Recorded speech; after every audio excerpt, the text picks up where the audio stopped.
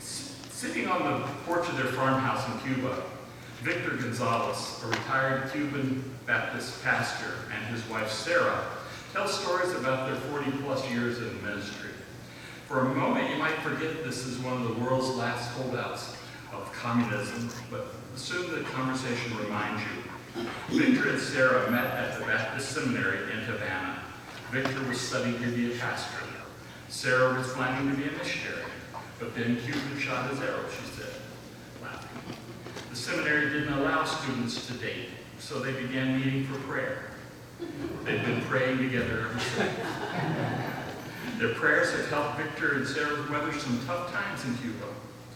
In the early 60s, after Castro declared himself Marxist-Leninist, masses of people, including Baptists, began fleeing Cuba.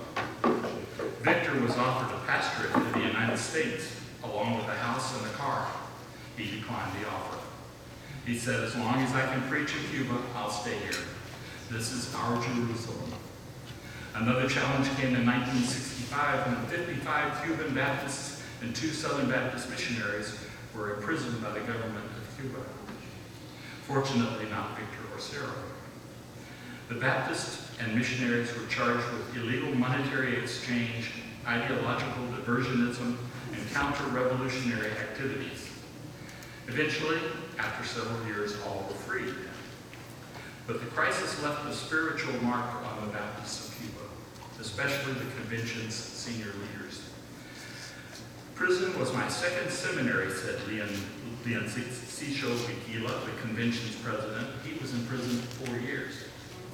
In prison, you're not a man, you're a number, said Nilo Dominguez, the convention's past president. But I thank the Lord for the experience because it helped me to know more of Him and His love. While Victor and Sarah weren't in prison, they were affected. We've learned to treat all people with love, whether they're members of the Central Committee of Cuba's Communist Party or counter-revolutionaries. We're trying to win all of Cuba for Christ. Victor and Sarah pray together every morning on their porch. They could have one of those pictures up here, along with one of their sons and his wife. I'll get back to that son in a minute. They intercede for Cuba as well as for unreached people groups and nations worldwide. So take a look at today's video. It's called The Sole of His Shoes Evangelist. He's a man on a mission.